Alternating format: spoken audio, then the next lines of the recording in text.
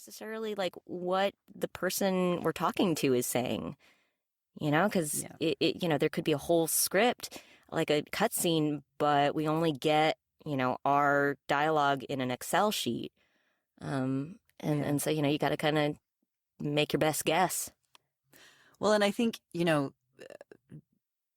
that to me, in terms of rare experiences, again, going back to Firewatch, was not only was I given the script ahead of time, not only were Rich and I allowed to record at the same time. Like I was in this booth and he was in his home studio, and Sean Vanneman Skyped us together and we actually recorded it as a dialogue, which never happens.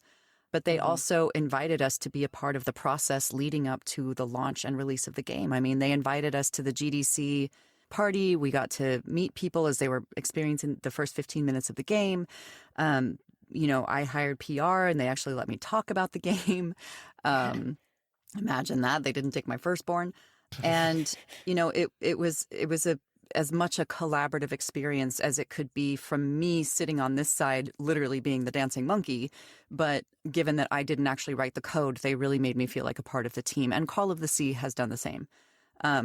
It's harder to do with big studios, and I totally get that. But a lot of the indies are really interested in a more collaborative effort with their actors, which has been really, really awesome. And it makes such a difference. I mean, when you hear your conversations in Firewatch, it's so obvious you guys are playing off of each other because, a lot of times our lines exist in kind of a vacuum. And, but hearing when actors get to be, responding to each other, that's like reacting, and it's so amazing. Like Firewatch hit me like a ton of bricks. I mean, I think there's somewhere out there might still be footage of me starting out the game and just the gut punch of the writing, and then your guys' conversations, just like I was like crying in the live stream.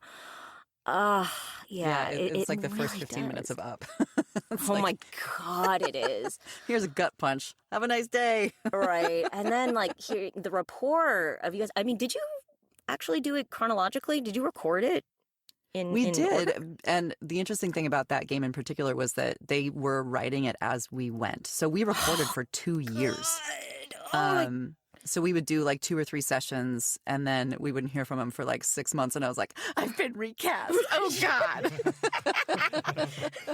Yeah. And I'd be like checking in with Rich. I'm like, hey, have you heard anything from the guys? He's like, no, you weirdo.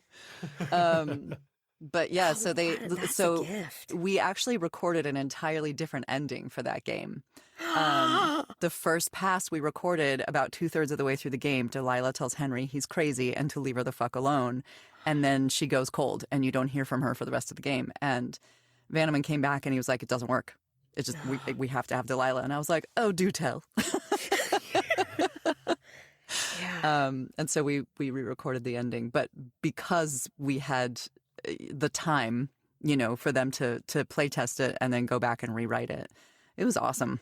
It was such a great experience. It's amazing. Writing chronologically sounds like a dream. Yeah, I can't believe that's recording chronologically is a dream. Otherwise, it's like, wait, what's the context here? Who is this person I'm talking to? Oh man, but yeah. It's and at the same time, I still really do love it. Like I love